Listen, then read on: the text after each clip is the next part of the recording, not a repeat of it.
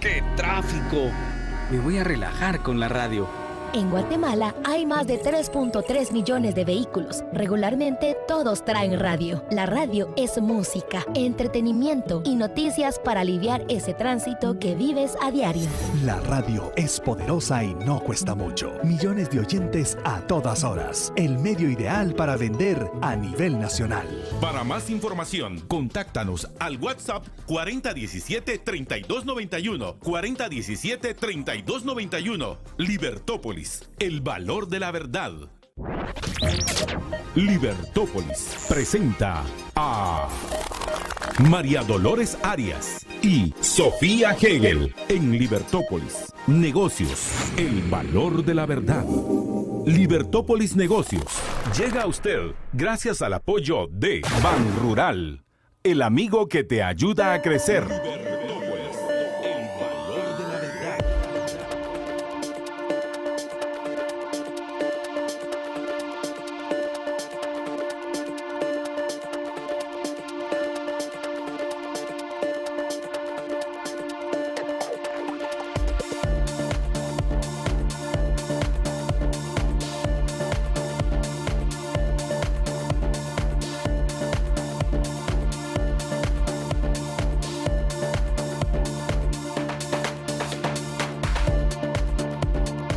Libertópolis.com. Bienvenidos a Libertópolis Negocios. Es un gusto estar con todos ustedes arrancando nuestro programa. Mi nombre es María Dolores Arias y es un gusto arrancar con ustedes. En unos momentos, en unos instantes, se integra con nosotros Sofía Hegel y hoy vamos a platicar acerca de emprender en el arte. ¿Cuáles son los retos de emprender en el arte? Pero también vamos a conocer la historia fascinante de Pepo Toledo, de mecánico a empresario y artista, economista, periodista, autoridad reguladora de servicios públicos, activista y promotor cultural. Así que vamos a platicar con él y conocer su historia y los retos que ha enfrentado en su vida y cómo los ha aprendido a sortear, cómo los ha superado y qué le han dejado.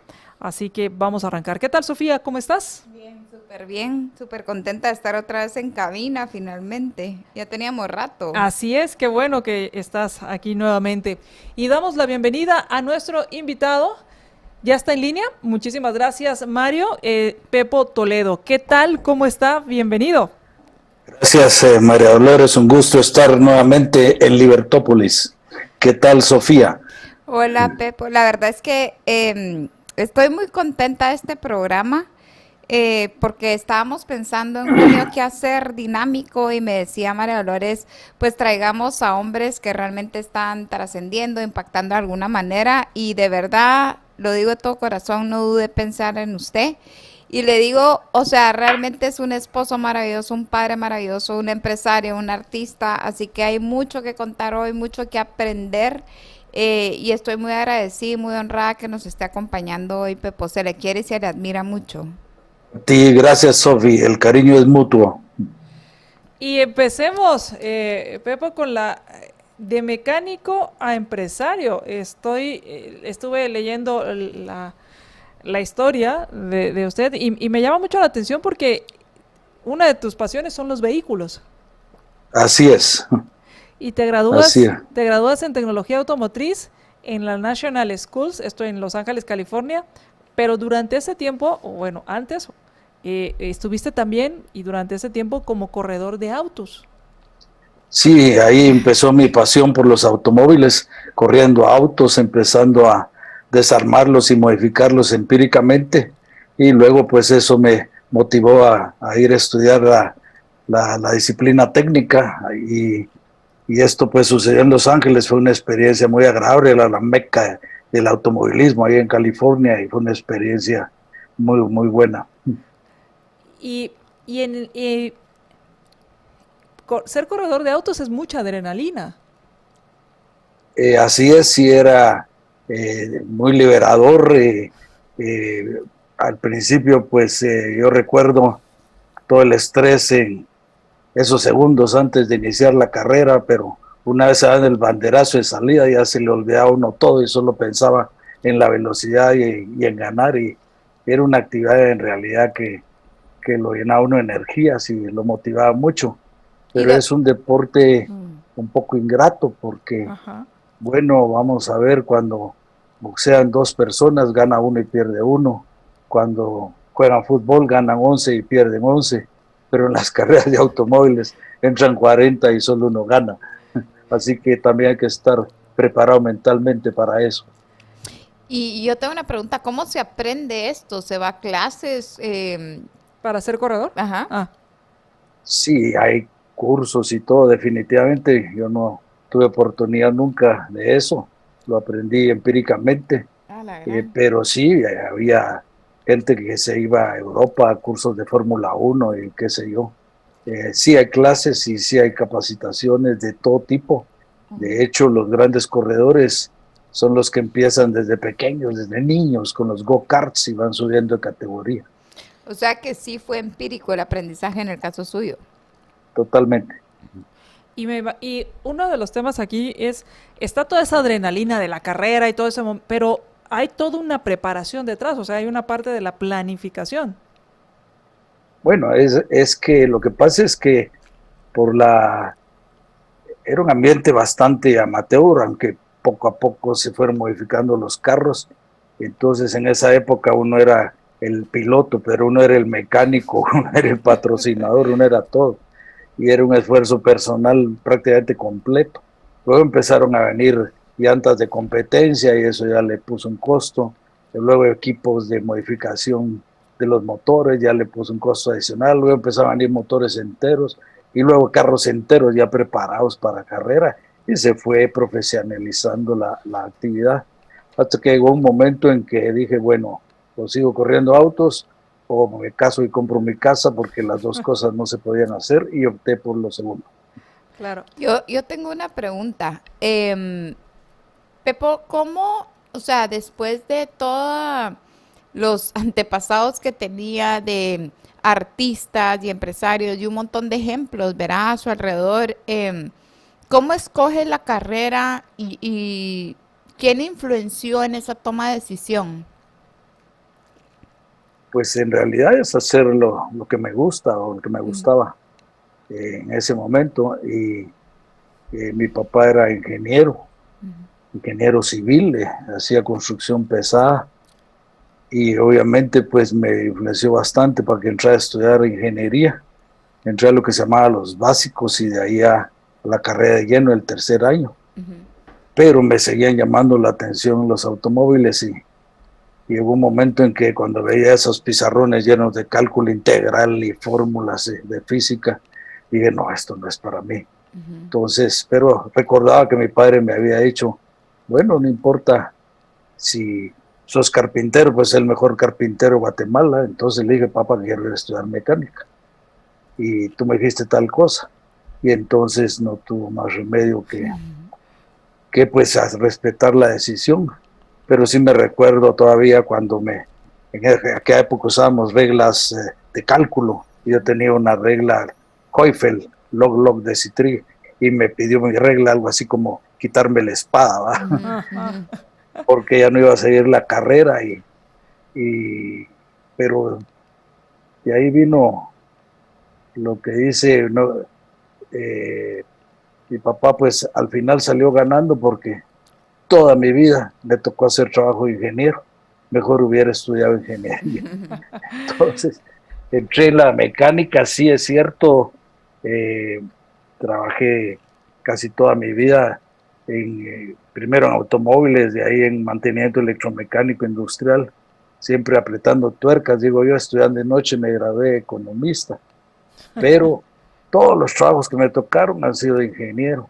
Me recuerdo, lo primero que hice fue año 76 entrar a organizar la operación de servicio de Toyota. Cuando me fui, pues me sustituyeron con ingenieros. Luego también tuve un programa ecológico de hacer el cambio de gasolina sin plomo en Guatemala y después de Centroamérica. Era un trabajo de ingeniero. La reconstrucción del zoológico también. Luego me llamaron a vicepresidente del INDE, era un trabajo de ingeniero. Luego a abrir el mercado de telecomunicaciones, era un trabajo de ingeniero, aunque fue el toque de economista lo que me ¿Y por qué? permitió tener éxito. Ajá, sí, sí fue el factor de ser economista el que hizo esta combinación ideal al final. Pero ¿por qué elegir Por economía? supuesto. ¿O en qué momento decide que va a estudiar licenciatura en economía? Es que, bueno, también así como me apasionaba la mecánica, Ajá. me apasionaba la economía. Y la verdad es que cuando empecé a trabajar en estos talleres, la operación empezó a crecer tanto que dije, bueno, si no estoy en una carrera profesional, pues alguien me va a pasar encima. Y en eso, pues decidí estudiar auditoría, como para llegar a la médula de las cosas, pero las clases de auditoría me aburría un poco, mucho detalle, soy más práctico, y recuerdo que una catedrática, Irma Luz Toledo Peñate, que no era mi pariente, pero hubiera sido un honor serla, una funcionaria pública de primera categoría con una visión muy clara. Yo recibía en auditoría clases de economía con ella, y me decía, mire Toledo, porque así me decía, usted no me deja ni dar la clase de todo lo que interviene, ¿por qué no se pasa a economía?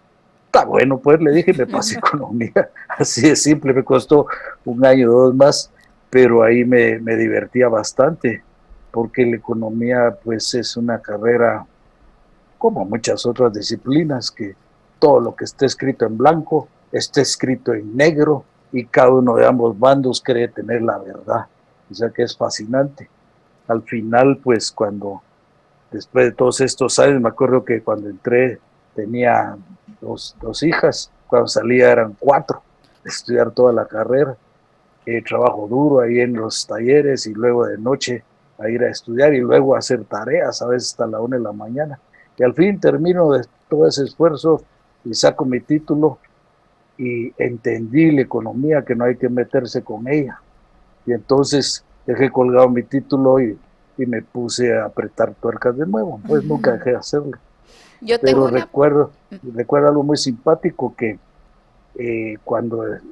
mientras estudiaba, un querido amigo, Martín Argueta, escribía en el suplemento económico de Prensa Libre, y me pidió un estudio de algo y lo publicaron, y de ahí motivó a que yo entrara a escribir a la sección económica de Prensa Libre. Así empezó una carrera de 9 años de periodista, ahí me pasé a editoriales donde se habla de todo. Pero volviendo a economía, escribí un artículo que se llamaba El día que me gradué, y más o menos decía esto: pasé tantos años estudiando economía, empecé apretando tuercas, entendí la economía, vi que no hay que meterse con ella, colgué el título en la pared y seguí apretando tuercas. Yo no sé qué han de haber dicho en mi universidad, pero eso fue lo que publiqué. Yo tengo una pregunta. Me siento súper identificada en cuanto a... Yo también he estado metida en muchos mundos con mi poca experiencia al lado suya, pero quiera que no, siempre he hecho lo que me apasiona, ¿verdad? Y ha sido un momento de recursos humanos, a diplomática, emprendimiento, empoderamiento de la mujer y ahora moda, y arte. Pero, ¿qué cree usted que han sido los factores? No sé, creo que hay muchísimo recurso valioso interno suyo que le ha despertado este drive interno de siempre hacer lo que le apasiona y hacerlo bien hecho. Pero ¿qué cree que fue esa fuerza interna o externa del entorno que lo animó a atreverse a, bueno, no era ingeniería, me voy a mecánica, no era auditoría, me voy a economía, y de siempre estar como muy sumergido en todo lo que le apasionaba? Bueno, hay que diferenciar mi educación, que en realidad es muy básica. De la carrera técnica pasé a la economía, y hay que diferenciar todos los proyectos en los que me he visto involucrado. Lo primero pues fue el desarrollo mío profesional, buscando lo que me gustaba, no necesariamente lo que me podía rendir de réditos.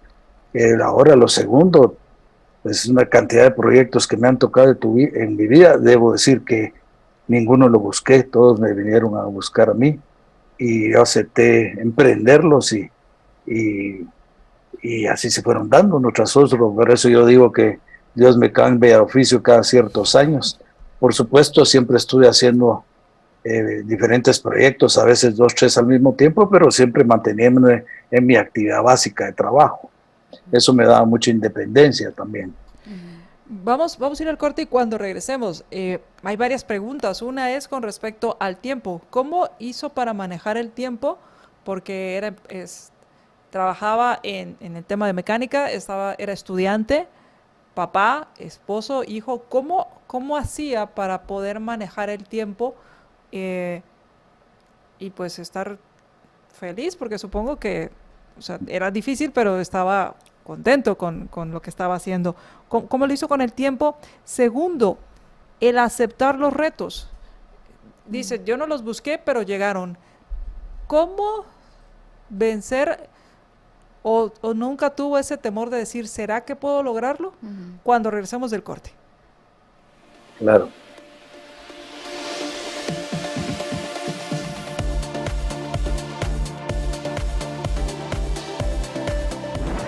Sigue en sintonía de Libertópolis. El valor de la verdad. La tecnología ya es parte de nuestra vida, pero nuestra vida es mucho más que tecnología. Ahora podemos comunicarnos y llevar nuestras ideas y negocios mucho más lejos, mucho más rápido. Somos un país tan diverso como es el mundo, y nuestra ventaja es que comprendemos esa diversidad. La tecnología potencia, pero no reemplaza nuestra creatividad. La vida nos ha preparado para el mundo, y hoy el mundo ya está listo para vernos crecer mucho más. Banrural, el amigo que te ayuda a crecer. En casa y no sabes qué cocinar, nuevo San Martín Market con productos congelados listos para preparar en casa. Pupusas, lasañas, kit de tacos, pizzas y más. Pídelos al 2215-1515 o por www.sanmartinbakery.com. Mientras tanto, en la casa de los Jiménez a las 2 de la madrugada. Olvidé pagar mi factura. Relax, que contigo en línea puedes pagar tu factura, hacer consultas y recargas sin moverte de donde estés. Ingresa a Tigo en línea app o a tigo.com.gt y hacelo fácil. Hacelo en Tigo en línea. Tigo.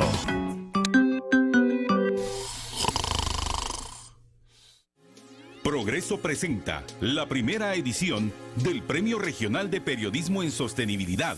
El tema de enfoque de los participantes deberá ser desarrollo sostenible, equilibrio entre la conservación del medio ambiente y el desarrollo social y económico, y prácticas sociales de empresas y fundaciones que realizan acciones para el desarrollo de comunidades sostenibles. Puedes presentar también tus trabajos periodísticos enfocados en el tema que hayan tenido difusión en medios de comunicación, audiovisuales, impresos o digitales en los países de Guatemala, Honduras, El Salvador y Panamá. Participa entrando a nuestra fanpage. Búscanos como Progreso en Facebook, donde puedes descargar las bases. Los participantes tienen hasta el 25 de junio de 2021 para postularse. Podrán enviar su material al correo electrónico comunicacion@progreso.com. Para más información, comunícate al 5003-5727.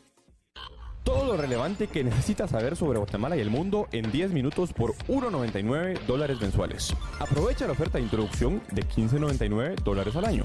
Suscríbete ya. Síntesisglobal.com.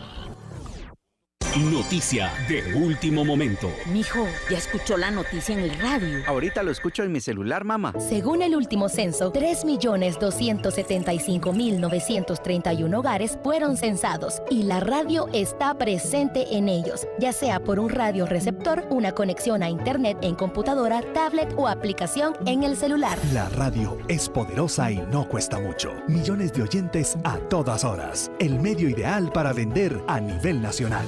Para más información, contáctanos al WhatsApp 4017-3291. 4017-3291. Libertópolis, el valor de la verdad. Libertópolis, por la 102.1 FM y todos nuestros medios virtuales. Libertópolis, el valor de la verdad. Esta entrevista llega a ustedes gracias al patrocinio de Banrural.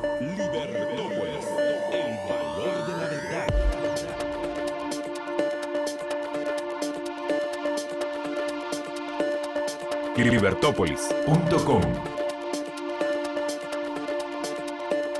Regresamos a Libertópolis Negocios y si estás buscando hacer todo desde tu casa, hacer todas tus operaciones bancarias, pues Super Amigo es el asistente virtual de Banrural con el que puedes abrir tu cuenta sin ir al banco, programar tus pagos, hacer tus consultas, transferencias, todo desde la palma de tu mano en una sola aplicación. Todo esto a través de Super Amigo, el asistente virtual de Banrural. Así que descarga ya la aplicación Super Amigo de Banrural. Libertópolis.com. Estamos platicando con nuestro invitado, Pepo Toledo, con respecto a conocer su historia también y conocer el tema del arte, porque de mecánico a empresario y después a artista, pues pareciera que el camino no es en línea recta y los caminos son diferentes. Y salimos con dos preguntas. Una era el manejo del tiempo. ¿Cómo hiciste para manejar el tiempo?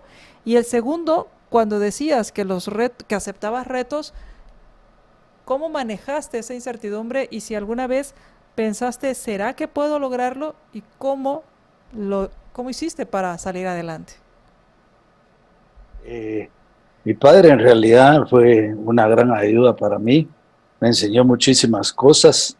Y bueno, podía yo haber pasado horas al lado de él sin aprenderlas, pero yo le chupaba conocimiento, me fijaba en todo lo que hacía y era una persona con una visión muy clara, que hizo una carrera profesional exitosa y me enseñó siempre a aportarle al país, a devolverle al país de lo que uno da, y de ahí nació mi pasión por hacer proyectos institucionales, hacer cosas por el país. Entonces, siempre al lado de mi trabajo, al igual que él lo hizo en su oportunidad, estuve manejando este tipo de proyectos. Otra cosa que me enseñó fue la visión global. Yo le llamo subirse al avión, subirse al helicóptero, empezar por ver las cosas desde arriba y luego ir poco a poco bajando y visualizándolos. Eso ayuda mucho, porque hay proyectos muy bien realizados en técnicos, en términos de ingeniería, pero a veces están mal conceptualizados y fracasan, como ha sucedido por ejemplo, con grandes hidroeléctricas, muy bien hechas, pero están puestas en un lugar inapropiado y en un momento inapropiado, qué sé yo, y entonces por falta de visión global fracasan a pesar de tener una buena realización técnica. Luego el liderazgo, trabajar a través de la gente, mover equipos de trabajo, no meterse en detalles.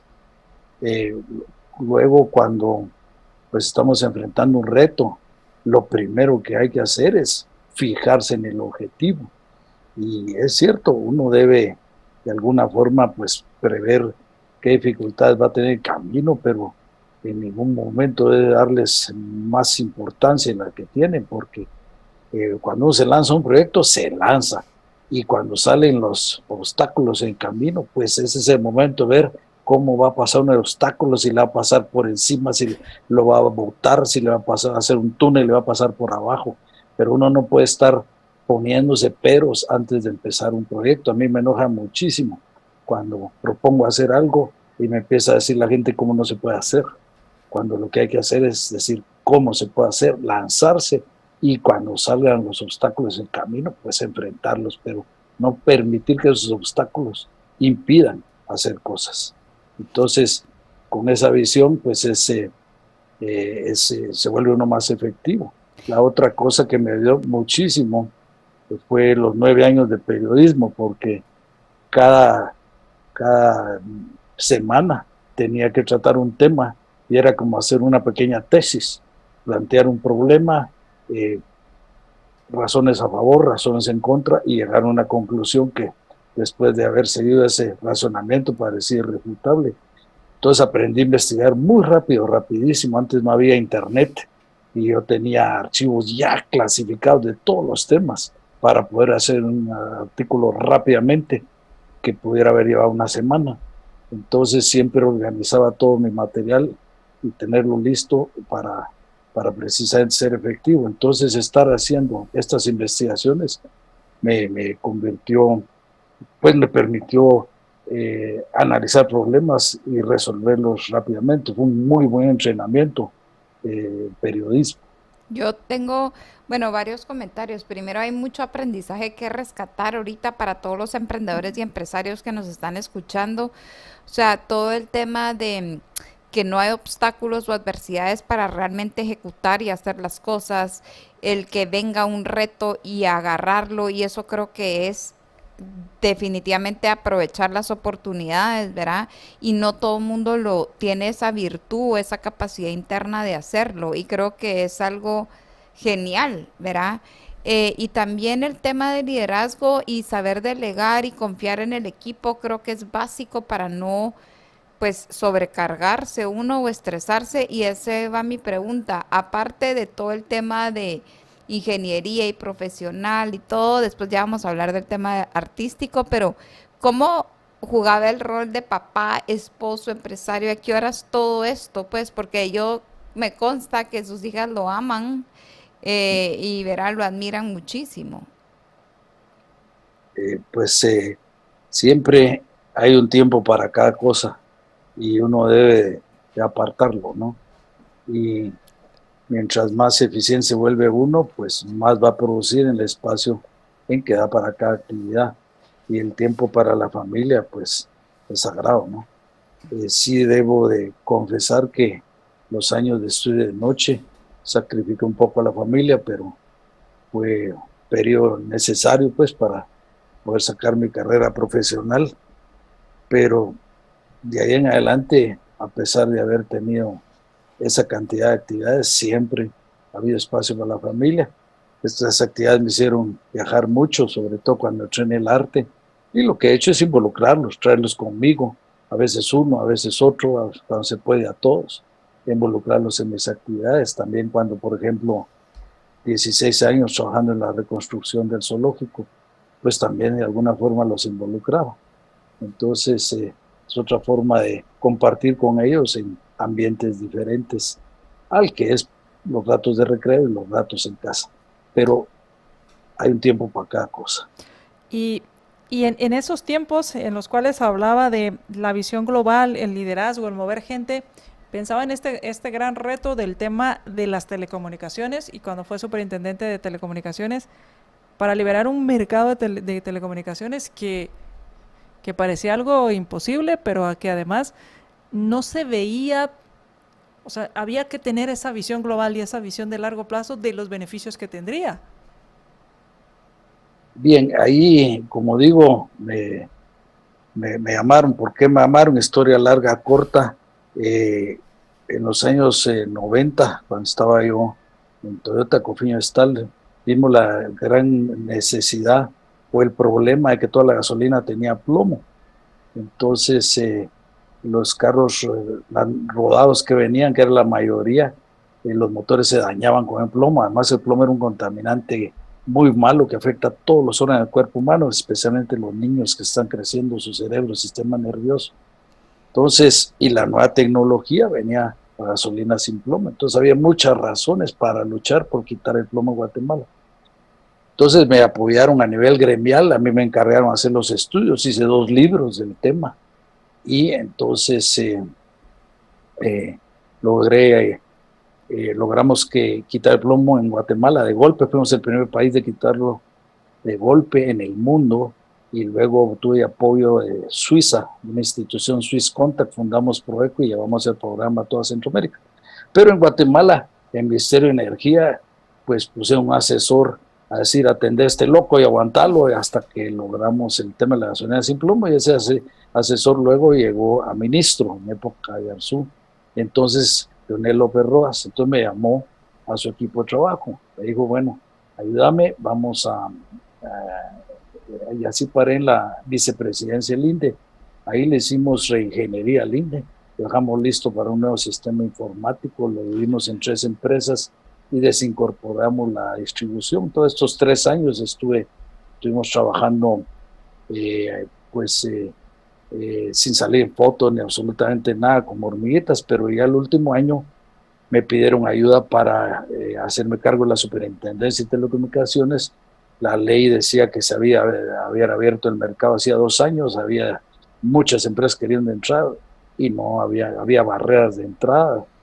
Y entonces me pidieron ayuda. Y insisto, era un tema donde siempre lo había manejado ingenieros y fue una de las 2 veces que pude aplicar mis conocimientos de economía. Para ser regulador, en realidad la clave es ser independiente.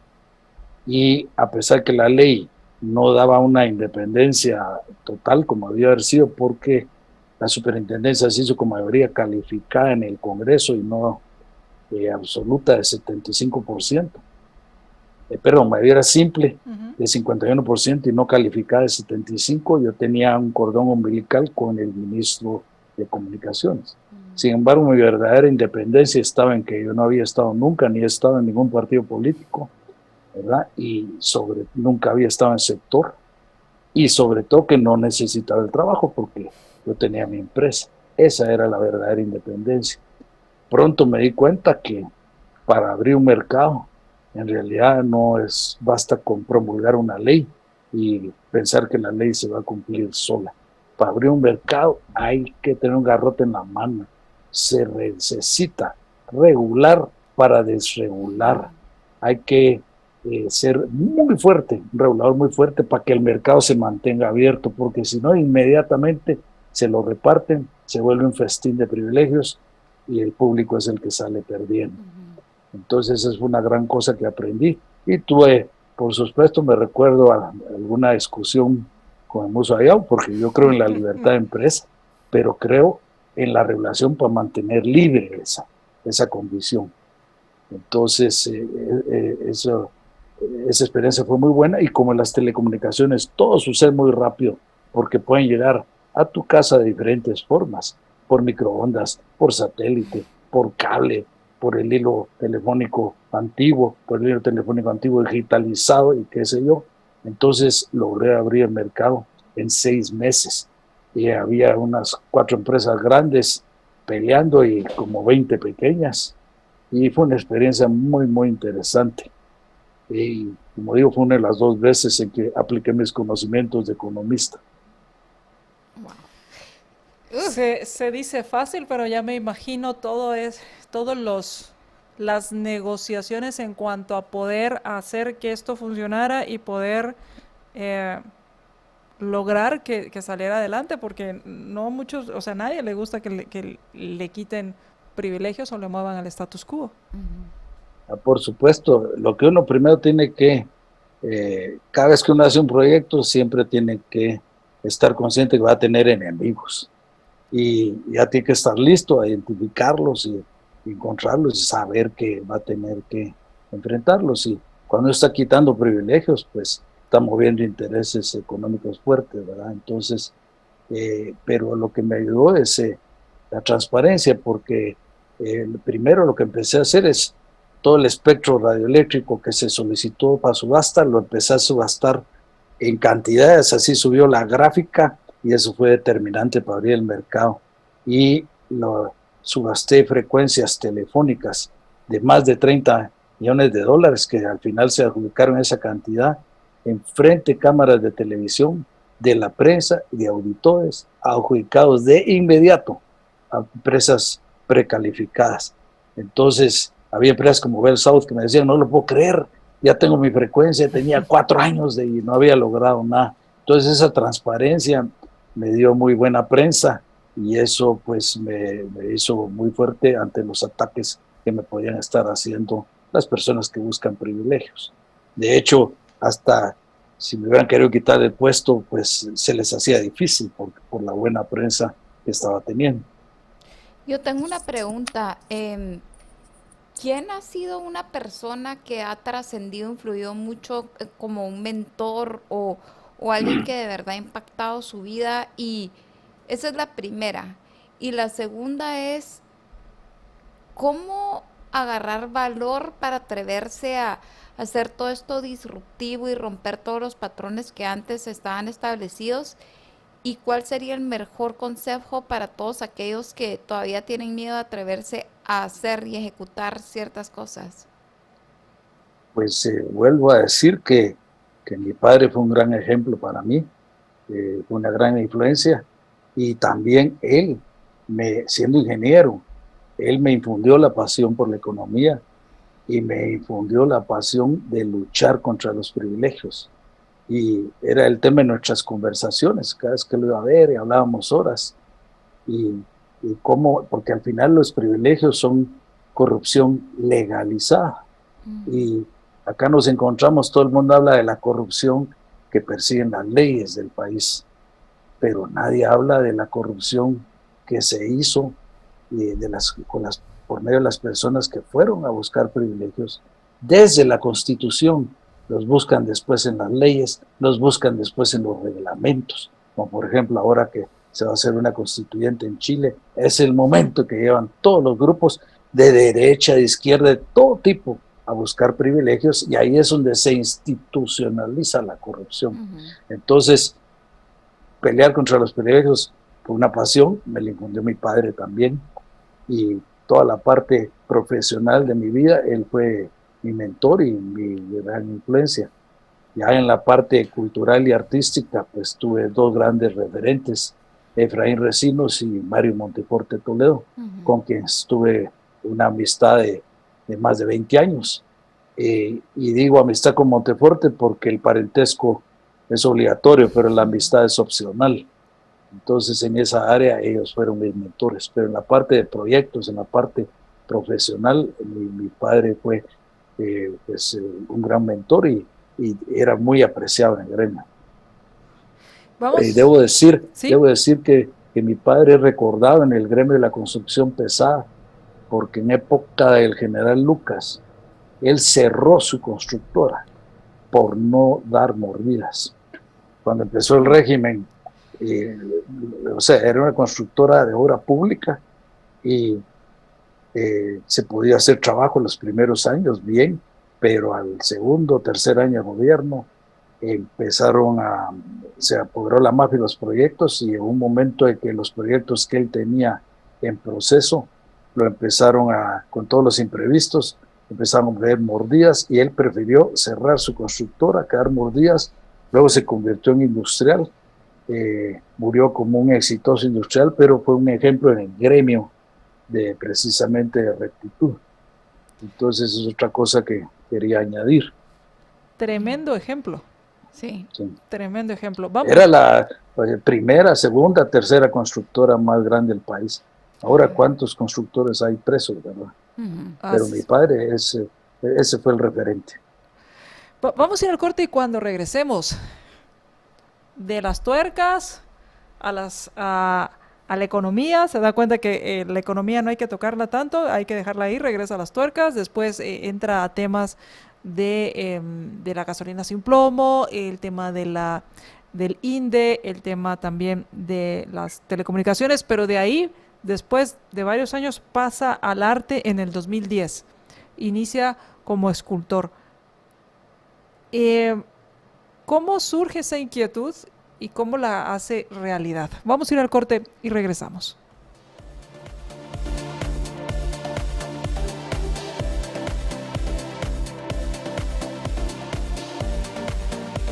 Agradecemos el patrocinio de esta entrevista a Ban Rural. Nuevo San Martín Market. Disfruta de nuestros nuevos productos congelados listos para preparar en casa. Pupusas, lasañas, kit de tacos, pizzas y más. Pídelos al 2215-1515 o por www.sanmartinbakery.com. Es momento de vivir al máximo siempre, porque siempre es bueno disfrutar las etapas de la vida. Vive con la tranquilidad de tener salud siempre. Un seguro médico con el cual podrás obtener consultas, diagnósticos especializados, laboratorios, hospitalización y farmacia. Solicita tu seguro Salud Siempre al 2411-6663 o en Agencias BI. Con el respaldo de Seguros El Roble y La Paz, Grupo Hospitalario. Mi nombre es Libertad Carrillo, soy una persona de 76 años. He sido una persona que he padecido de muchas gripes. Desde el momento en que empecé a tomar Equinacia de ELA, sentí que las gripes se habían ido de mi vida, los catarros y muchas circunstancias que me estaban afectando. Pídela al 4950-3414. ELA, 35 años de ocuparse de nuestra salud. La tecnología ya es parte de nuestra vida, pero nuestra vida es mucho más que tecnología. Ahora podemos comunicarnos y llevar nuestras ideas y negocios mucho más lejos, mucho más rápido. Somos un país tan diverso como es el mundo, y nuestra ventaja es que comprendemos esa diversidad. La tecnología potencia, pero no reemplaza nuestra creatividad. La vida nos ha preparado para el mundo, y hoy el mundo ya está listo para vernos crecer mucho más. Banrural, el amigo que te ayuda a crecer. Progreso presenta la primera edición del Premio Regional de Periodismo en Sostenibilidad. El tema de enfoque de los participantes deberá ser desarrollo sostenible, equilibrio entre la conservación del medio ambiente y el desarrollo social y económico, y prácticas sociales de empresas y fundaciones que realizan acciones para el desarrollo de comunidades sostenibles. Puedes presentar también tus trabajos periodísticos enfocados en el tema que hayan tenido difusión en medios de comunicación, audiovisuales, impresos o digitales en los países de Guatemala, Honduras, El Salvador y Panamá. Participa entrando a nuestra fanpage. Búscanos como Progreso en Facebook, donde puedes descargar las bases. Los participantes tienen hasta el 25 de junio de 2021 para postularse. Podrán enviar su material al correo electrónico comunicacion@progreso.com. Para más información, comunícate al 5003-5727. Esta entrevista llega a ustedes gracias al patrocinio de Banrural. Estás escuchando Libertópolis, el valor de la verdad.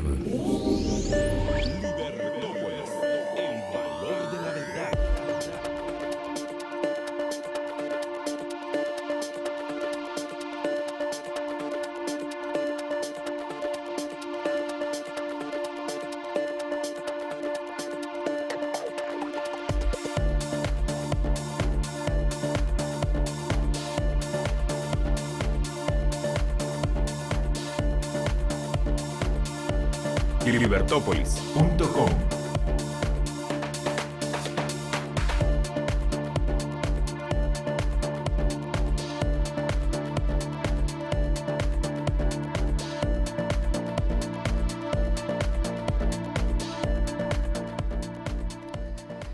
Regresamos a Libertópolis Negocios y estamos platicando con nuestro invitado Pepo Toledo, quien es artista, bueno, es un hombre multifacético, con muchos talentos y con quien estamos conociendo pues parte de su historia.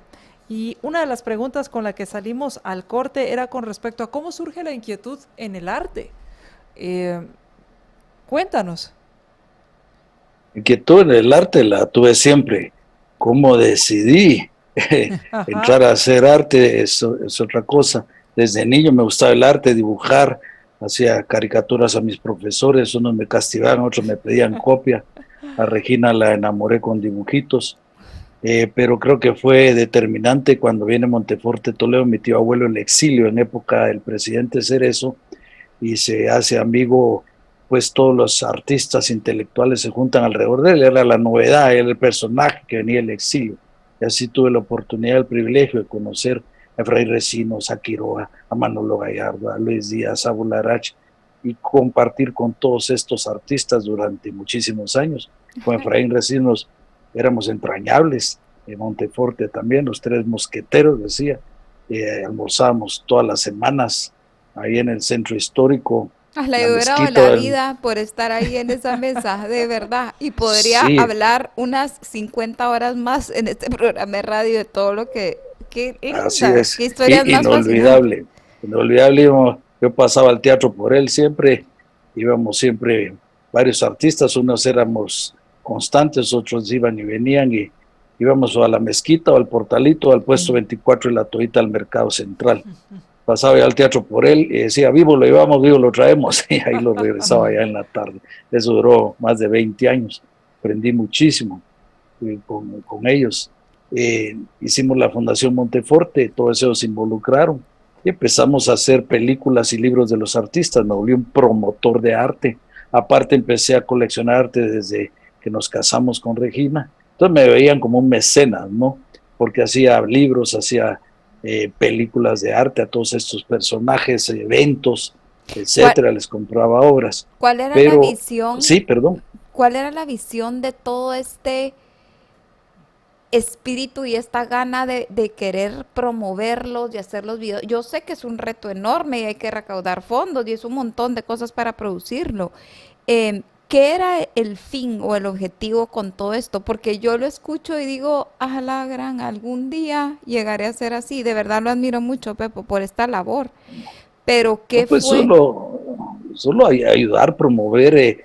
Por ejemplo, a mí hicimos una fundación para promover la cultura. A mí me daba pavor ver que Efraín Recinos, con la grandeza que tenía, no tenía un documento, no tenía un libro, no tenía una película. Murió con 4 libros, 4 películas. Quiroga murió con libro y película. Monteforte también. Pero nos involucramos en el cine de casualidad porque Monteforte decide al final de su vida hacer una película de una de sus novelas donde acaban los caminos. Se muere a media película y yo me tuve que volver productor de cine sopirtantánea y a la Tortrix, digo yo. Y tuve que levantar la película que estaba en suelo, había fondos públicos, había que terminarla, había una responsabilidad y finalmente tuvimos éxito, la película se dio y como nos quedó equipo, un poco de conocimiento y más ganas, empezamos a hacer documentales y libros de todos estos artistas, pero los hacíamos con muy poco dinero, porque cuando tú miras una documental en los créditos hay 30 personas o 40. Mira la nuestra, sabemos 2, 3 que hacíamos de catcher, de pitcher, de umpire, haciendo varias posiciones. Entonces, a bajo presupuesto hicimos todos estos documentos y tenemos una buena cantidad y ya pues y quedamos muy satisfechos con esta labor. Honramos a todos estos amigos nuestros y de Monteforte, ya la mayoría murieron. Y al propio Monteforte. Fue una etapa muy gratificante de documentar la historia del arte del país a estos personajes. Hacer eventos, todo. Yo pintaba de fin de semana y nunca me había dedicado a la actividad, pero como ya les conté, siempre tenía mi trabajo y proyectos por el país como este, y en eso pues vino. Yo creo que fue muy determinante cuando me volvieron a llamar al gobierno en época de Berger y me tocó la apertura del mercado eléctrico. El mercado eléctrico tenía 11 años de haber salido la ley que hablaba del libre mercado y no había sucedido nada. Entonces me di cuenta que los reglamentos había que modificarlos, cambiar la ley era muy peligroso y lo que habían hecho era barreras técnicas y tipo de el equivalente a barreras no arancelarias y no dejaban entrar a nadie. Entonces diseñé con el equipo de trabajo unos nuevos reglamentos que iban a hacer que la ley cumpliera su propósito. Después de 2 años y medio de lucha, ahí sí fue lucha porque si en telecomunicaciones eran 4 grandes, aquí eran 50, fue una lucha tremenda y al final pues paramos enfrente del presidente, destituyó a algunos funcionarios, metimos los reglamentos, me apoyó el presidente y cuando yo me iba a reelegir me empezaron a llover demandas, a inventar falsos de todos lados para que yo no siguiera, pero los reglamentos, debo decir que mis 2 sucesores los siguieron el concepto ya y con esos reglamentos en la mano, en 10 años logramos los resultados que queríamos, que era atraer inversión, más de 30 megavatios de dinero privado que no lo tenía el gobierno, se abarataron los costos de hacer el plan de expansión de transmisión. Pero mientras tanto, pues yo fui el que sufrí el costo, las demandas y todo, me mandaron 9 años, el costo de hacer patria, de ser funcionario, de meterse a cambiar el país. Tuve que pagarle mi bolsa grandes cantidades de dinero, disgustos, todo lo que se pueda significar. Y entonces ya todo ese tiempo libre que estaba afuera de mi trabajo, yo me dedicaba a hacer estos proyectos, pues decidí empezar a hacer esculturas. Y muy larga la historia de por qué tomé la decisión de volverme escultor. Pero empezó como un hobby y hace 10 años y medio y se volvió algo muy explosivo. porque en ese poco tiempo ya llevo más de 60 exposiciones individuales y 40 esculturas públicas en Norteamérica y en Europa. Lo que me gusta en realidad es hacer eso, esculturas públicas. Todas mis esculturas van acompañadas de escritos positivos que yo mismo hago, con valores morales, y incluso versos bíblicos los acompaño. Y pues estoy como poniendo un grado de arena para volver el arte a la ética estética y combatir. Hice un manifiesto combatiendo esos excesos del arte contemporáneo y esos excesos del arte conceptual. Estoy hablando de excesos donde presentan sangre, pornografía, vísceras, y ya es un choque, ya es sacudir al ser humano, saliéndose del concepto del arte, que el arte está hecho por Dios para el gozo del hombre. Y entonces siempre he luchado con eso desde que empecé. Lancé un manifiesto en Museo Cuevas, desde mi primera exposición internacional con el propio José Luis Cuevas al lado, y llevé una gira que acompañaba el manifiesto a Estados Unidos, Europa, a París, Holanda, Ámsterdam. También puse esculturas en Ginebra, en Alemania, varios lugares de Estados Unidos, México, Centroamérica. Y como digo, pues se convirtió en algo muy, muy explosivo, muy demandante, pero empezó como un hobby. En realidad nunca pensé que iba a llegar a eso. También fue muy significativo que cuando lancé mi primera exposición de escultura, de toda esta gente que había apoyado años a través de la fundación, la mitad se voltearon contra mí porque les agradaba mucho de mecenas, pero ya no de competidor. Entonces, por un lado, pues fue muy triste los ataques, pero por el otro me pusieron en las conversaciones, y lo que llevaba a posicionarse como escultor, que podría haber llevado 5 o 10 años o nunca, en 6 meses ya estaba yo posicionado por el ataque que me hicieron. Y unos me apoyaban, otros me atacaban, pero fue suficiente, como digo, para posicionarme. Y como Efraín Recinos estaba de mi lado, Manolo Gallardo, otros amigos, pues ya, ¿qué más podía querer yo? Entonces fue muy explosiva la carrera de arte gracias a esos ataques, y nunca esperé que un pasatiempo hubiera tenido ese desarrollo. Yo creo que me voy a atrever a comentar algo, y es que lo creo genuinamente, y es que Dios sí nos da muchísimos recursos internos, competencias, habilidades, fortalezas y sobre todo talentos que Él pone en nosotros, y definitivamente escucharlo me corrobora eso, ¿verdad? Dios ha sido, no sé si lo han meditado, pero sí, Dios ha sido absolutamente misericordioso en cuanto a esos dones y talentos. Pero también hay una parte humana de uno de ejecutarlo y ponerlo al servicio y en práctica del mundo, ¿verdad? Y de otros. ¿Cuáles son esas características y esas cualidades de haber peleado a pesar de todas las adversidades y todos los retos y seguir adelante? ¿Qué son esas características tan fuertes que lo han hecho tan exitoso en todos los mundos que ha estado? O sea, es que ha sido todo, mecánico, economista, ingeniero, artista, y no es de impactar a Guatemala. O sea, yo ayer entrevistaba a Maud Cárdenas, tiene 4 colecciones privadas o exposiciones individuales, y sabemos lo que es el reto para un artista así. ¿Qué son esas cualidades o esos dones? Y si usted realmente las ha fomentado, robustecido, la vida lo ha llevado, ¿cómo ha sido ese proceso de aprendizaje? Pues al final uno va encontrando las causas, porque al principio no las conoce, pero está claro que uno hace las cosas con su poder, pero ese poder se lo dio Dios. Luego Dios nos dio dones y talentos. Pues los dones se los da a Dios a quien quiere, pero los talentos no los da a todos, solo que nos los da en diferentes medidas. ¿Qué quiero decir con esto? Que todos podemos ser artistas. Tú y María Dolores pueden hacer iguales o mejores esculturas, y todos los que nos están escuchando que yo. Lo que tienen que hacer es tomar una decisión y dedicarse, porque todos tienen y tenemos el don del arte. Lo que pasa es que lo tenemos en diferentes medidas, pero se puede desarrollar. Les pongo un ejemplo muy claro, que siempre lo uso de ejemplo. ¿Por qué hay escuelas de liderazgo? Solo los líderes natos pueden ser líderes. Si hay escuelas de liderazgo es porque tú puedes agarrar tu pequeño, mediano don de liderazgo y desarrollarlo. Y probablemente, ya cuando salgas al mundo a ejercer el liderazgo, vas a ser más efectiva que un líder nato que no ha estudiado y no tiene técnicas. Entonces, cualquier don se puede desarrollar.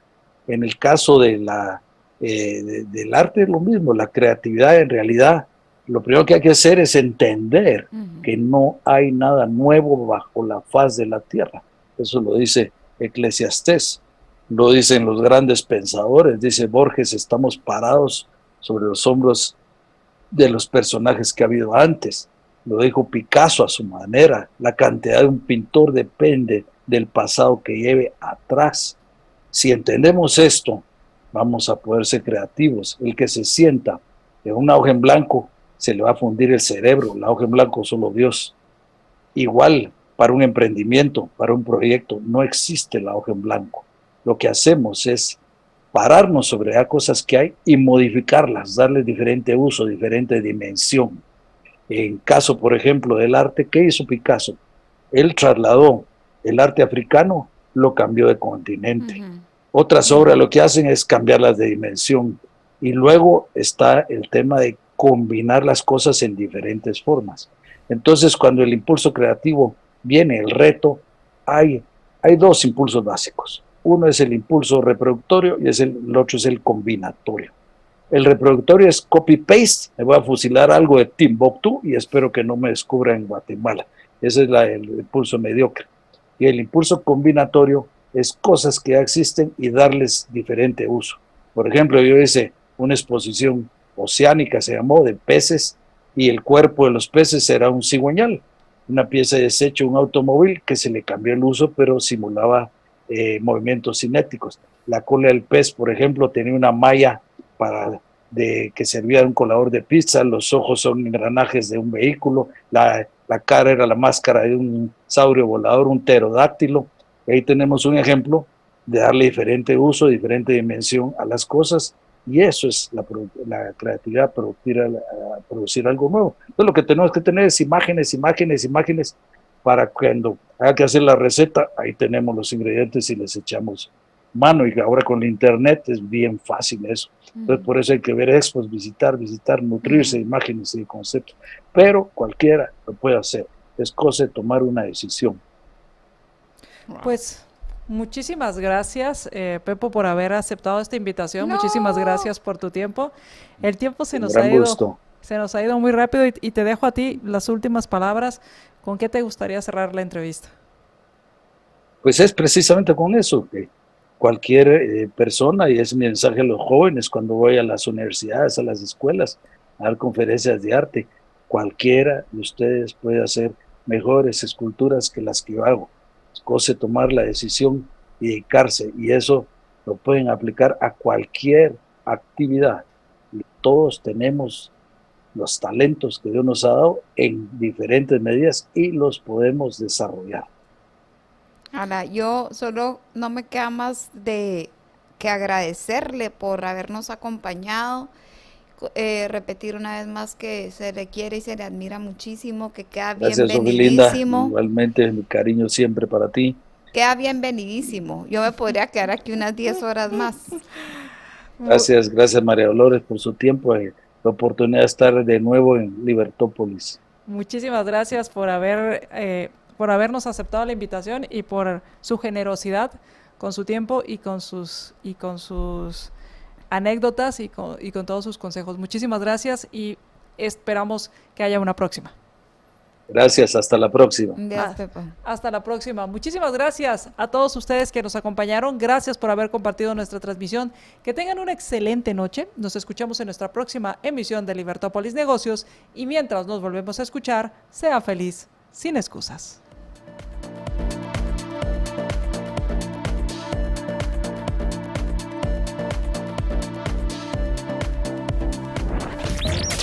Libertópolis presentó a María Dolores Arias y Sofía Hegel en Libertópolis. Negocios, el valor.